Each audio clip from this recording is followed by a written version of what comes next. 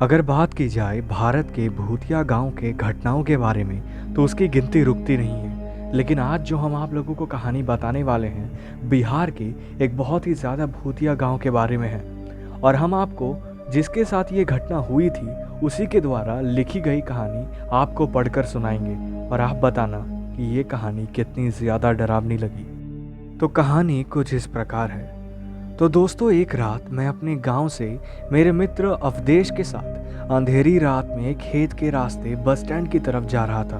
तो मेरे मित्र ने कहा, दोस्त थोड़ी जल्दी चलो, इस खेत से अगले 2 खेतों तक थोड़ी समस्या है। तो मैंने पूछा कि क्या बात है। तो उसने बार बार बात को टाल दिया, लेकिन मेरे ज़्यादा दबाव डालने पर उसने पूरा किस्सा सुनाया।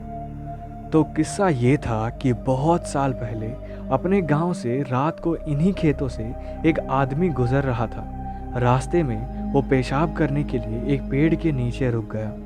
उसके बाद वो जैसे ही थोड़ा चला उसे किसी बच्चे की रोने की आवाज़ आई। तो उसने सोचा रात को पहरा देने वाले का बच्चा होगा।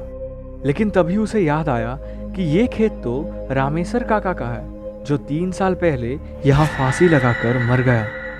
वो आदमी सहमे हुए कदमों से आगे बढ़ता रहा। उसके दिमाग में उन लोगों की बातें याद आई कि यहाँ का तो ये मानना है कि उस खेत से गुजरते वक्त कभी भी पीछे मत मुड़ना, कोई रास्ता पूछे तो उसकी आंखों और पाँव को मत देखना, कोई कितना भी बोले मत सुनना।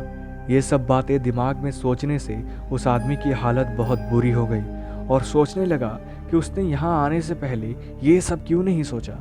वो जैसे जैसे आगे बढ़ता वैसे वैसे बच्चे की आवाज़ और तेज़ हो जाती थी और ऐसा लग रहा था जैसे वो उसके साथ ही चल रहा हो। तभी अचानक उसने देखा कि एक पेड़ से बंधे झूले में बच्चा लेटा रो रहा था।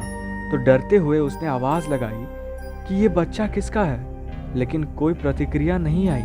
तो डर के मारे आगे बढ़ गया, लेकिन बच्चे की किलकारी सुनकर उससे रहा नहीं गया और उसने पीछे मुड़कर देख लिया। तो उसने देखा कि वो बच्चा झूले में उसके पीछे पड़ा था। रहम के मारे उसने उस बच्चे को गोद में उठाकर भागने लगा। थोड़ी देर बाद वो बच्चा उसे भारी लगने लगा और देखकर चौंक गया कि उसके पैर लंबे होकर जमीन को छूने वाले थे। उसने घबराकर बच्चे को गोद से गिरा दिया। जैसे ही वो बच्चा गोद से गिरा तो बच्चा बड़े आदमी की तरह जोर से हंसकर बोला, तू आज तो बच गया। अगर मेरे पैर जमीन छू लेते तो तुझे यहाँ कोई बचा नहीं सकता, तेरी मौत तय थी। यह कहते वो बच्चा गायब हो गया। वो इंसान गिरते पड़ते घर तक पहुँचा और घर पहुँचते ही बेहोश हो गया।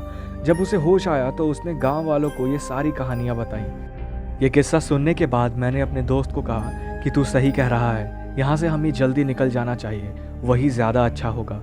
और थोड़ी ही देर बाद उस खेत से गुजरते वक्त एक बच्चे की आवाज़ सुनाई दी।